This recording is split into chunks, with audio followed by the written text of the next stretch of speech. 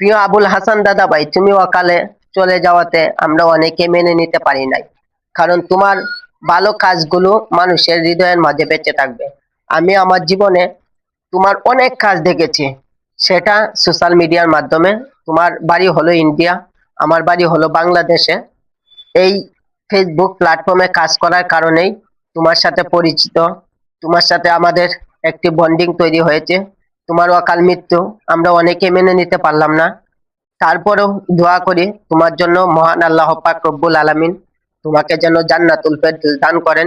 যেভাবে তুমি মারা যাও, হয়তো বা তোমার হৃদয়ের মাঝে বিশাল বড় একটি আঘাত লেগেছে, এই কারণে তুমি মারা গিয়েছো। যা কালকে রাত থেকে শুধুমাত্র একই নিউজ দেখতেছি, দেখার পরে মনটাকে বোঝাতে পারতাছি না তুমি এভাবে হঠাৎ করে আমাদেরকে ছেড়ে চলে যাবে। যেটা আমরা যারা মিলার ভাইয়ের পরিবারে যুক্ত আছি, আমরা একজন বন্ধু বলেন, একজন ভাই বলেন, একজন অভিভাবক বলেন, মানে যে দিক দিকেই তাকাবেন, একজন মানবিক দৃষ্টিতে তাকাতে গেলে উনি একজন ভালো মানের কন্টেন্ট ক্রিয়েটার, মানবিক কাজে সবসময় পাশে থাকার চেষ্টা করে। এই ভালো মনের ভাইকে আমরা হারিয়ে ফেলেছি জীবন থেকে, কিছু বলার নেই। বারবার একটি কথাই চোখের সামনে ভেসে আছে, যে কথাগুলো তুমি সকলের মাঝে ছড়িয়ে দিয়েছো ভালোবাসার মাধ্যমে। তোমার মানবিক কাজগুলো বেঁচে থাকবে সবার হৃদয়ের মাঝে। ভালো থেকো ভাই, দোয়া করি। ভিডিওটা আর বেশি লম্বা করব না, কারণ হলো একটি, তোমার কথা বলে এই জীবনে শেষ করতে পারবো কিনা জানি না। তোমার সাথে আমার সম্পর্ক হলো প্রায় 2 থেকে 2.5 বছর হবে। তুমি হয়তোবা আমার পোস্টে কমেন্ট করো না, আমি তোমার পোস্টে কমেন্ট করি। তোমার পরিবারটা অনেক বড়, তারপরেও আমার একটা ইচ্ছা ছিল তুমি আমার পোস্টে কমেন্ট করো।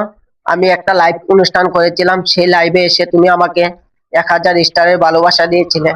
সেটা বড় কিছু না, সেটা হলো আমার জীবনের একটা স্মৃতি। তোমাকে আমি কলে তুলতে পারি নাই। মিলার ভাই ছিল, অর্পণা মন্ডল বড় বোন ছিল, আরো অনেকে ছিল সেই লাইভের মাঝে, বলেছিল তোমাকে কলে তুলতে, আমি তুলতে পারি নাই। কারণ কিসের জন্য বুঝতে পারি নাই। তারপরেও আমি তোমার কাজগুলোকে সারা জীবন মনে রাখবো, তোমার জন্য দোয়া করি। আর তোমাকে হারিয়ে অনেকের হৃদয়ের মাঝে হাহাকার তৈরি হয়েছে, যেটা অনেকে প্রকাশ করতেছে, অনেকে করতে পারতেছে না।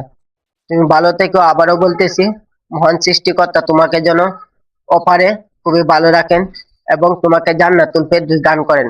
এতটুকুই বলবো।